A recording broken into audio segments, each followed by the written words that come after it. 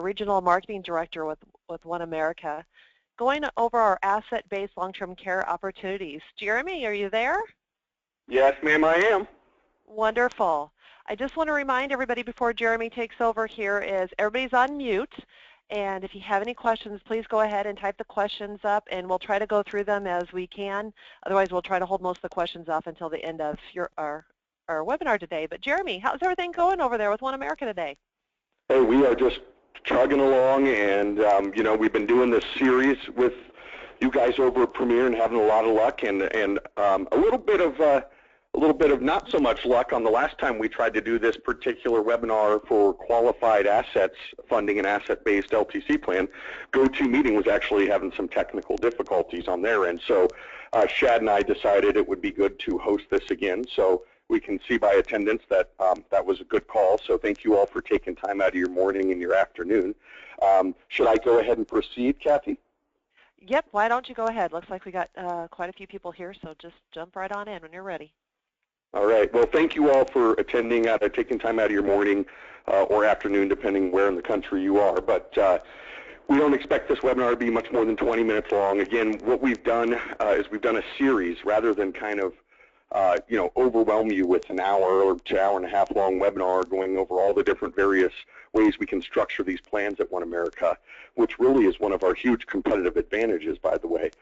We've chosen to break this down so you know the exact strategy and sales idea we're going to discuss. So, you know, in the past, we've discussed both life and annuity-based LTC solutions. That, again, one of the unique features we have at One America is we have a whole portfolio of solutions. So we have both life on a whole life chassis and annuities on both fixed and index chassis that comply with certain tax laws to allow for tax-free leveraged LTC benefits while the client still maintains the asset, you know, in their estate. It still acts as something they could use if they need to or would pass on if they don't need care. So obviously, I think many of you on the call, you've seen the writing on the wall.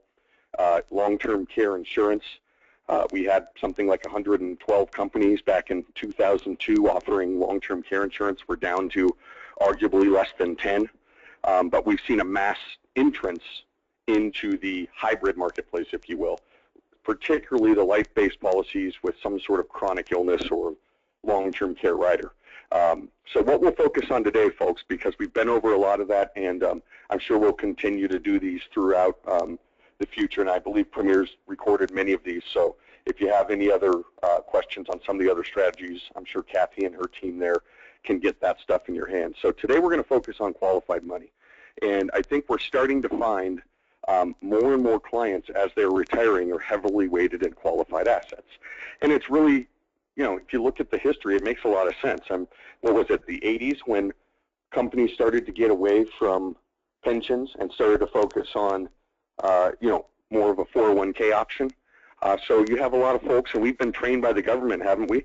Invest in your IRA and your 401k, defer taxes. Now you've got Roths, et cetera. But a lot of folks, obviously, why wouldn't you take advantage of, say, employer matching? So a lot of folks end up retiring and have substantial assets in the qualified arena. So I know for you as an advisor or agent, you're generally, in a nutshell, going to have two types of clients when they turn 70 and a half. One that's already using their qualified assets and satisfying what now is going to be a required minimum distribution. Or two, and probably everybody on this call has had this happen to them, you have a client who does not need the distribution and they don't like the idea that they're forced to take it. Well, Uncle Sam wants his money. We all know that. There's no way to get around that. But what we've done at One America is, unlike many other companies that have a life-based chassis that say, well, we can't accept qualified assets. You can't put qualified money into a life insurance policy. So your only option is to either liquidate it, pay all the taxes, and then take the cash afterwards, which obviously most agents, advisors, and clients would not choose to do that. Or some may say, move the qualified asset into a SPIA and then fund a 10-pay with us or something, which is still not a bad strategy. We've just gone a little further than that. So we have two basic options, and one of the sales ideas we did in the past was the ability, because there's a big misconception in the industry, that true hybrid policies, so I'm not talking just riders on life policies, but true hybrid policies, policies that not only allow access to the death benefit, but also benefits beyond the death benefit, that these are only for wealthy individuals and can only be funded with lump sums. And that is absolutely false. One of our most popular strategies is available for folks to pay on a monthly, quarterly, or annual basis. So we see a lot of business come in from people who either don't have a lump sum, right? So they're going to pay a monthly, quarterly, or annual premium, but they really like the idea of a hybrid policy like we have, right? Because if they don't use it, they don't lose it. They build cash value. They have a death benefit, and they have care that they can never outlive with a lifetime rider. And most importantly, our premiums are fixed and guaranteed to never increase. So that's the first one we'll touch on, and I'll pull up a sample illustration, because there may be people on this call who manage money and don't want to give up the lump IRA asset. In that instance, you can maintain the qualified asset under your supervision and just peel off an income from that to pay an ongoing premium with us. You can set up anywhere from a 10 up to a 20 pay, so you can do a 15 pay, an 18 pay, a 10 pay, whatever. And then it's limited paid and you're paid up when the duration is done. Or you can do the cheapest option, which is a continuous pay, where they would pay every year until they filed claim or reached age 100. So that's one option, which is not too groundbreaking in the industry. I mean, you could do a life policy with an LTC rider, but you're not going to find anywhere else that can write a joint policy, because we hold that U.S. patent, and that has lifetime benefits. So we'll review that. And then the third and probably most unique strategy that we have is the ability to take lump sum qualified assets as a whole portion, so either take part of the IRA or the full IRA and move it over to One America, and we'll internally do an internal 20 pay conversion over to ease the tax burden and satisfy the RMD. So first thing we'll do real quick, for those of you on the call that may not know much about One America, I'll just pull up a little information on the company. This is our building. We're based out of Indianapolis, Indiana. We're a mutual company, so we fared very well, like a lot of mutual companies, through the market downturn. As a matter of fact, we were the only company I'm aware of to actually receive an A+ AM Best upgrade since the market tanked in 08. We know there was a lot of companies. I think AM Best downgraded about 29 companies. There was companies taking bailout money. We had no investments in subprime mortgages or collateralized debt. So I don't mean that to draw attention to, some of the suspect things that happened with companies during that time. I just mean, hey, here's a company that you're representing that you can feel very strong that we have fared very well and actually got an upgrade in a time when many companies were having a hard time. So you guys you're used to this all the time. You've got to deal with clients not having seen a commercial or a radio ad or whatever. We've just chosen that for us and our mutuality, that just doesn't appeal to us to use our policy owners' money in that fashion. So we rely purely on our key partners like Premier and our agents and advisors like yourself. So again, thank you all for taking time here. So with that being said, the ratings put us in the top 7%. If you look at the right-hand side of the screen on this brochure, we're A+ AM Best, AA- S&P, top 7% of all U.S. insurers. And for those of you that are paying attention to Comdex, because it takes your ratings, and then ranks you against your peers, we are 95 out of 100. So we only have, I think there's only 6 or 7 companies with a higher rating than that. So a little bit about that, and I'll get all of this information. I think Kathy and I always get that question asked, can we get this information? I'll get this all over to Kathy, and she can distribute to everybody on this call. So that being said, let's go ahead and let's look at the first option that I talked about. So let's paint the picture real quick about how asset care works, because it is different than, say, a rider on a life policy, okay? Again, we have a U.S. patent on a joint policy, so nobody else can infringe on that patent. So we're the only company that can write one policy covering 2 individuals with an insurable interest, all right? With qualified assets, pretty much it's going to need to be a husband and wife or spouses, okay? I'm going to skip through a lot of the beginning of this. The one thing I do like this slide, though, because for those of you that have assets under management, again, cheers to you for being on this and kudos to you for being on this call, but I really believe if you intend to be in this industry for 5, 10, 15, 20 more years, this is not only a way to address that elephant in the room, right, the long-term care issue or extended care, whatever you want to refer to it as, but I'm going to argue for somebody who intends to be in this industry for years to come, that this is also going to act as a portfolio protection tool for your particular practice. Because now if your client goes into care and your client, like many clients 65 and above, like about 90% of these folks have no long-term care insurance. So they're essentially self-funding. I'm not even going to say self-insuring because insuring would mean there's additional leverage behind their dollars, and there's not. They're self-funding. So if they need care, God forbid they get a Ronald Reagan bout with dementia or Alzheimer's, they're going to have to just start depleting assets, right? And some of those assets may be under your management, so you lose, trails or whatever that might be.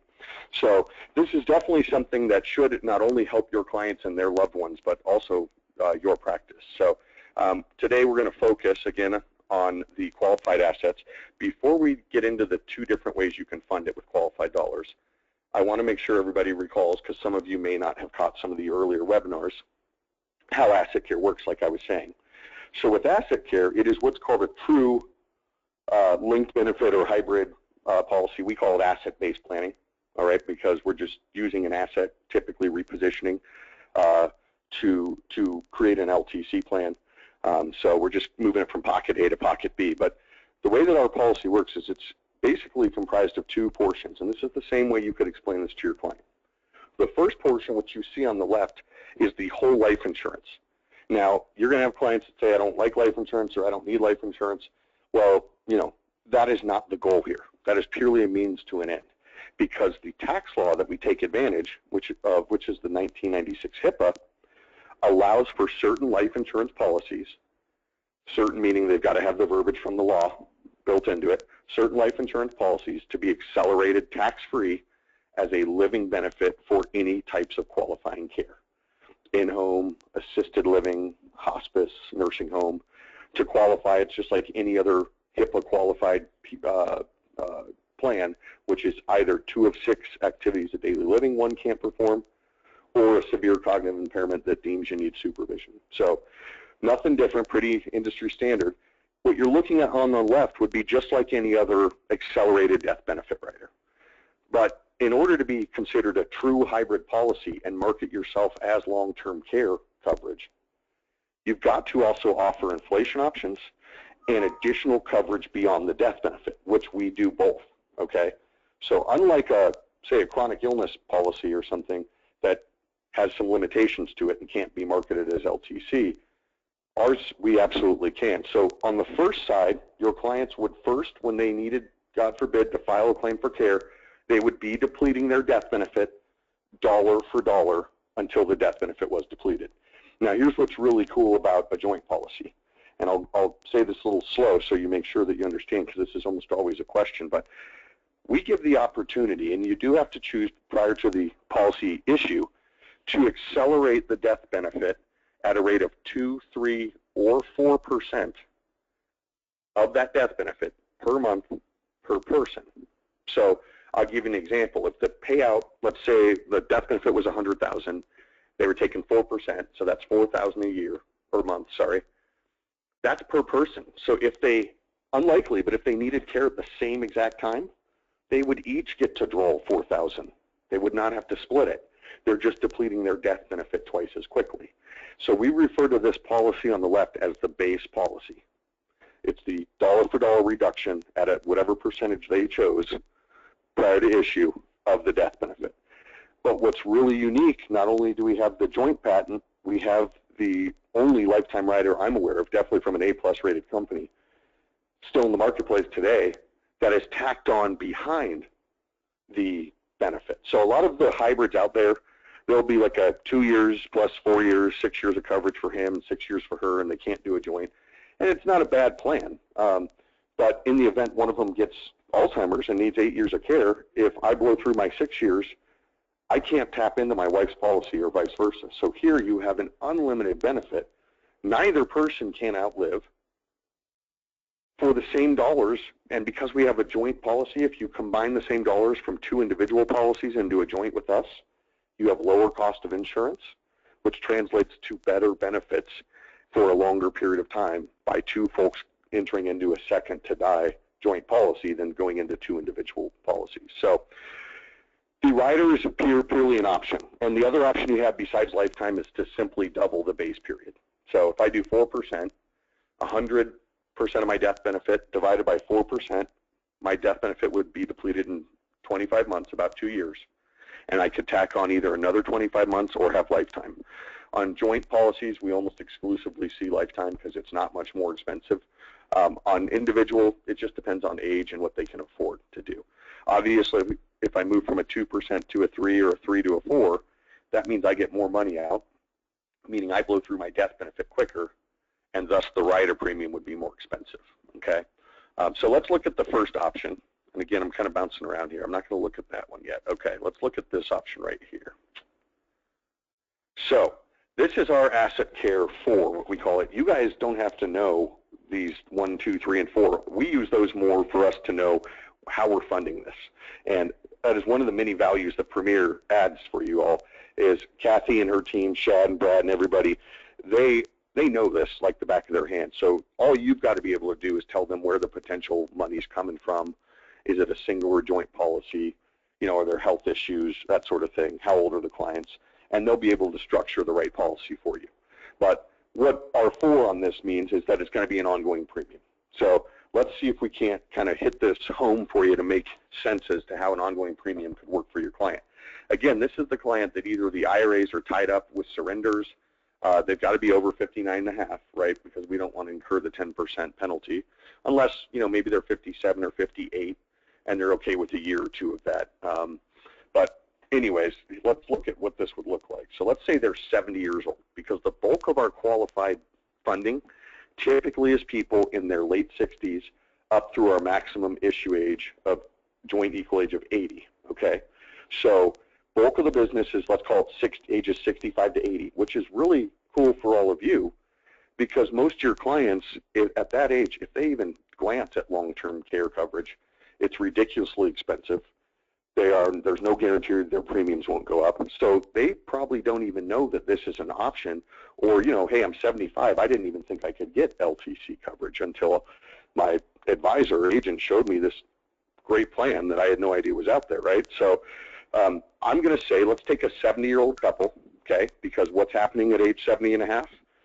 Ding, ding, ding, RMDs, right? So let's assume this is that couple that does not need the RMD, which you're going to run into these folks, right? So here's what we'll do. We'll take an Asset Care 4 illustration here. Here's our 70-year-old couple, okay, male and female age 70, and I structured this so that to say, you know what, their RMDs were going to be about, between the 2 of them, let's say about $10,000, okay? So they're heavily weighted in qualified assets. They don't need that income right now. So we can set up an ongoing premium that, again, folks, remember, the best thing about it, not only does it provide a death benefit, not only do they build cash value and have unlimited LTC benefits, their premiums are fixed and guaranteed, what we call non-cancelable, meaning they can never be increased on them.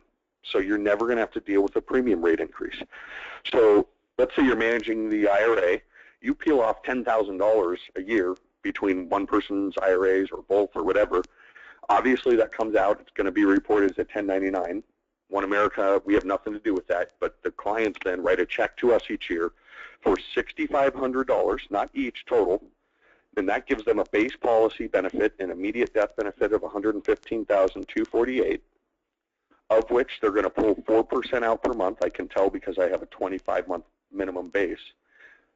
That would give them 4% of one of their death benefit would give them $4,610 each per month.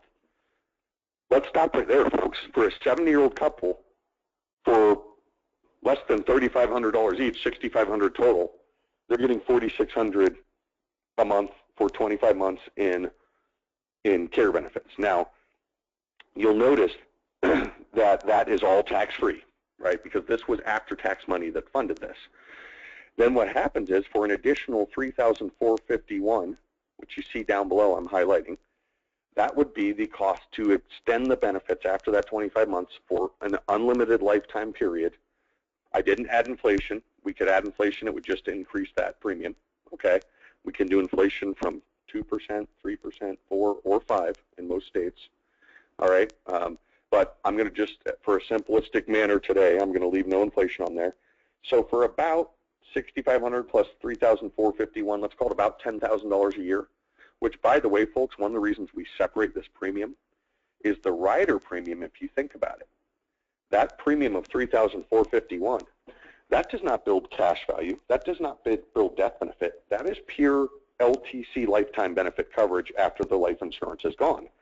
So the IRS considers that to be HIPAA qualified LTCI premium. So that premium could be deducted just like a normal long-term care insurance premium, assuming the client meets the qualifications, and they'd need to work with their CPA on that. So, so for about $10,000 a year, and I did throw a waiver of premium, so when they file claim on each policy, the premium would stop, okay? As long as one's on claim, one can still be healthy. So for about $10,000 a year, that's what they've got. You know, death benefit of $115. Monthly benefit of $46.10, unlimited tax-free for each person. Even if they need it at the same time, they would each get $46.10.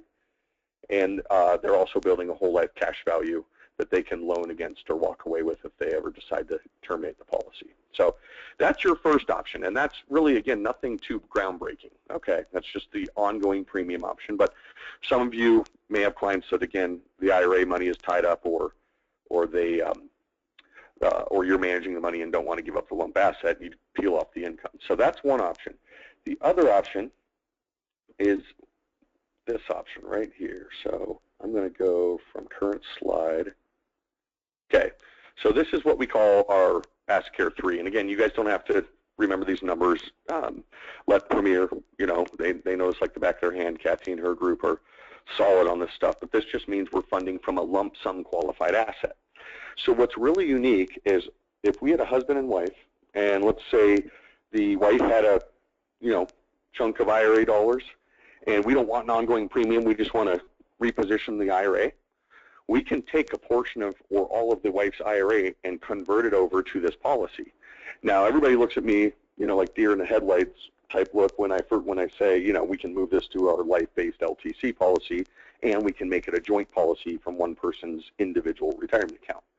Well, let me first kind of overcome the first sort of, I think, indicator in your head going, what?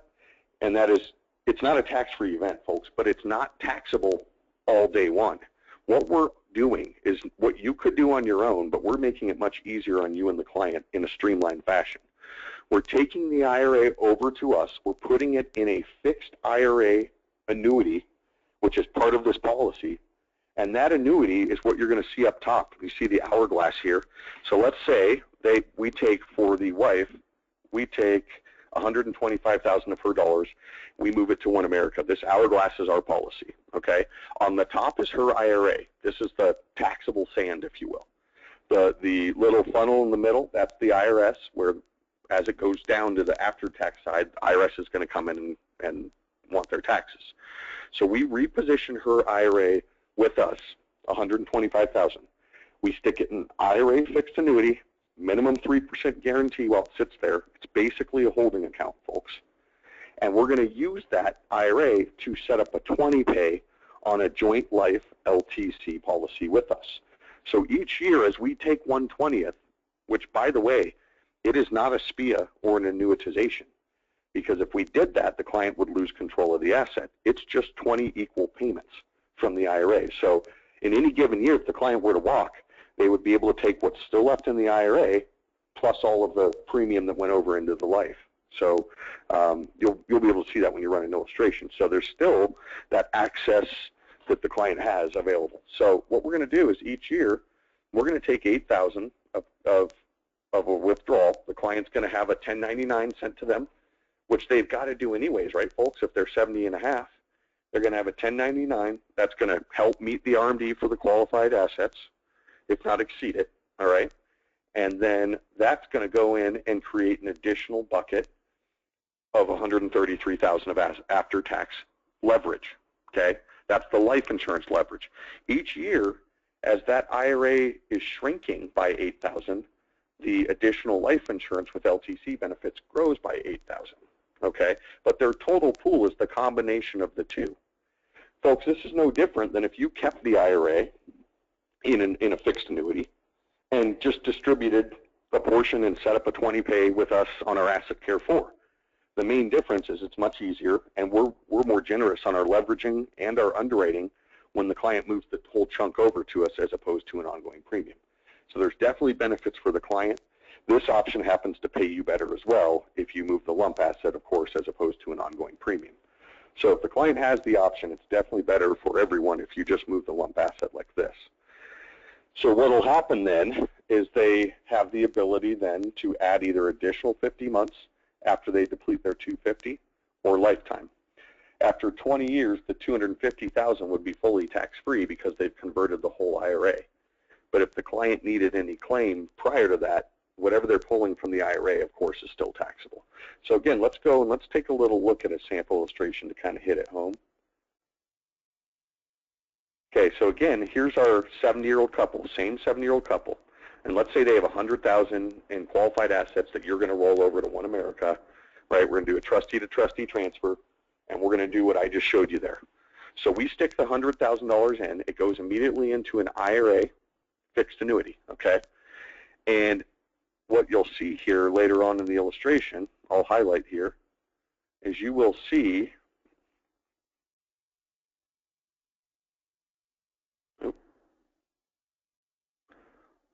okay, so this is that's the life policy. I want to show you the IRA policy. Okay, so here is the annuity IRA policy, okay? Each year, you'll notice the cash value and the of the annuity continues to decline because each year we're pulling out, in this example, $6,526 a year for the first 20 years. You'll notice after 20 years, the IRA has been fully converted over. So each year the IRA annuity is shrinking, and each year the tax-free life LTC policy that we wrote on this gal and her husband is growing. And here's what that looks like. Here is the guaranteed and non-guaranteed are the same. Okay, here's the life policy. So each year there's an incoming premium of $6,526 for the first for 20 years, and you'll notice each year the death benefit continues to grow. So we're just shifting money from a taxable account to an after-tax. Okay, the client does need to pay the taxes out of pocket separately at the end of the year for the 1099. We don't withhold those. So in a nutshell, what we've done is for in this case, for $100,000, we've created a death benefit of $156, which is their $100,000 of IRA money plus $56,000 of leverage, tax-free, and then for an additional ongoing annual premium of $4,691, we can make this last for life, and we're giving them $6,265 for life. And remember that ongoing premium is considered LTCI and could be tax deductible depending on their situation with their CPA. So in a nutshell, Kathy, I don't know if you want to take the controls back, but that's kind of our story with this and how we work that. Again, two options: either keep the IRA where it is and pay us an ongoing premium, or reposition with us and we'll internally convert it over 20 years. And again, you can add a spouse even though it's qualified dollars. So maybe underwriting I should touch on. Underwriting with us is anywhere from as simple as just a phone interview, no exams and no records. That's going to be generally for the people who are funding in a lump sum. They see a doctor on a regular basis, so people in their 70s, we're going to want them to see a doctor pretty much every year. And they have minimal health issues, maybe I have some blood pressure that I take meds for that's under control. Those folks would be candidates for purely a phone interview, no exams, no records. If I've got some health issues, hey, I had a heart stent put in 3 years ago, or I had cancer 5 years ago, or I've just got various issues, and I'm on all these meds, then we're going to move that to a full underwriting. So we're going to skip the phone interview, and we're going to request exams and doctor's records. And we also do that for folks who are going to pay on a continuous basis, because obviously that holds a lot more risk for the company as opposed to a lump sum. So you'll know a lot more when you start working with Premier, and they can do a pre-screen process with us. They can get a form in your hands where you fill out all the information on the client's health that you know and run it by us. And then we'll come back and say, hey, in this example, yeah, we're going to need to move to full underwriting, or hey, based on this information, we would be able to go with a expedited process and just a phone interview. So, Kathy, did I miss anything? Did you want to add anything there? I just want to make sure we're answering the questions here that we got. Someone Sure. just asked about return of premium option. Yep. So the return of premium option is only if you stick with the 2% payout of the death benefit per month. If you move to 3 or 4%, you lose the return of premium option. Now, you still have a full return of premium in year one, always, regardless of what option. But take a look at this, folks. I'm going to bring up that illustration real quick that we were looking at. And I'm going to show you the combination of the IRA annuity and the life. This is why most people still accelerate to 4%. Look at the cash surrender value. $100,000 in year one, full return of premium. It only years 2, 3, and 4, it's almost a full return of premium. It's so close that most people go, why would I limit myself, or why would I limit my client to a 2% distribution of their death benefit when I could move them to 4, and really it's almost a full return of premium. So does that answer the question, Kathy? I think it does, yep. All right. Okay, and the premiums stop if one goes on claim, and I think you mentioned that as with waiver of premium on the illustration. Yeah, here's how that works. Remember, you have technically two portions of the policy. You have a base and you have a rider. And with qualified money, we're typically always paying the rider as a separate ongoing premium. We wouldn't want to pay it in a lump sum from qualified assets because that would be pretty taxable chunk of money. So let's say that in my last example, the clients, or on my first example where they're paying an annual premium, let's say that they go on to claim. Well, their first claim is going to be on the death benefit for the first 25 shared months. So as long as one goes on to claim, that premium stops, which, if I recall, was $6,500 a year. That stops. But they still have to pay for the first 25 months while their claim is on the base. They still have to pay the rider premium, which, if I recall, was like $3,500 a year. But the minute that they've depleted the life-based policy and fall onto the claim on the rider, that has an automatic waiver of premium built into it. And again, only one needs to be on claim. Great question. Okay. And states available. I'm getting asked here. New York, New Jersey, Florida. I think you're in everything but New York. Is that correct? We're everywhere but New York. Yep. Some states have funny things. You know, this inflation is available, this isn't. So, you know, just work with Premier on that. But generally speaking, Asset Care is approved in every state but New York. Okay. And then can you compare the Lincoln MoneyGuard and Genworth Total Living Coverage underwriting?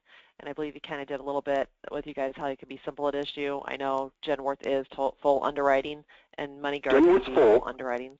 Yep. More of a ticket process. Because of that, they limit themselves from they're going to be more likely to decline clients that have certain health issues because they don't offer full underwriting.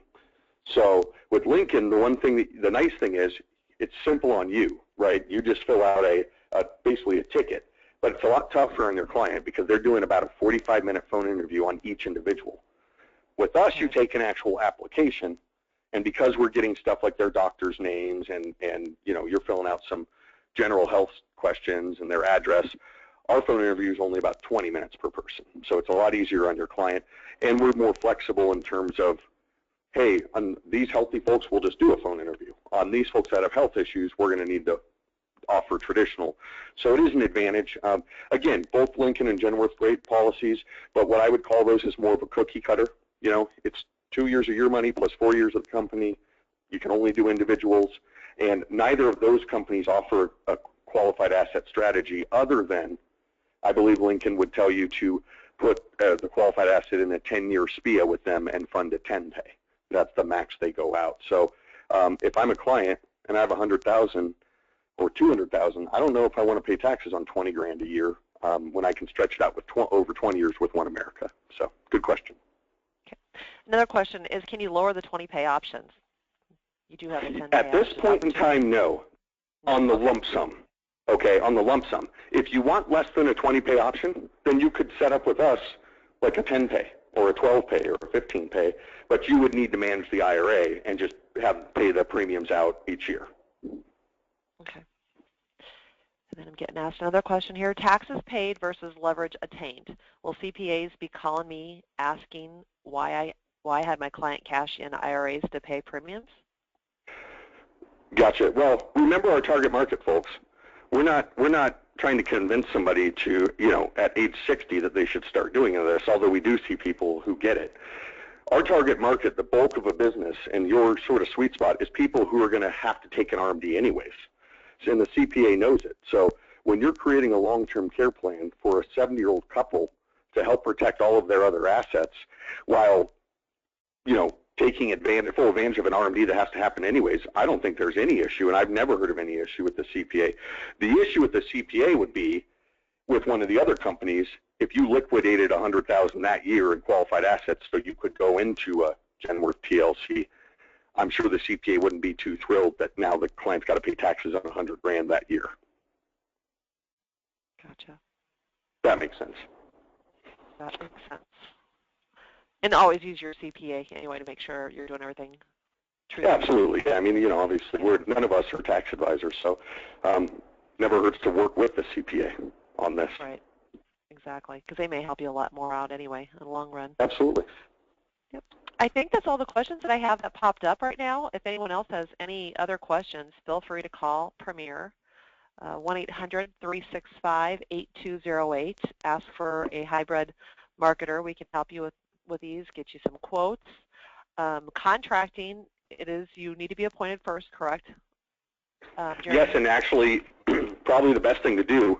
We're extremely busy, seeing a lot of business, and nice thing is we don't require a piece of business to get contracted. So if you have not been contracted with us through Premier yet, work with Premier because they can go ahead and get that process started for you so that when it comes time to write a policy, you're already contracted. One less thing we'll have to wait on. So we do not require business to go ahead and get contracted under Premier to sell these solutions.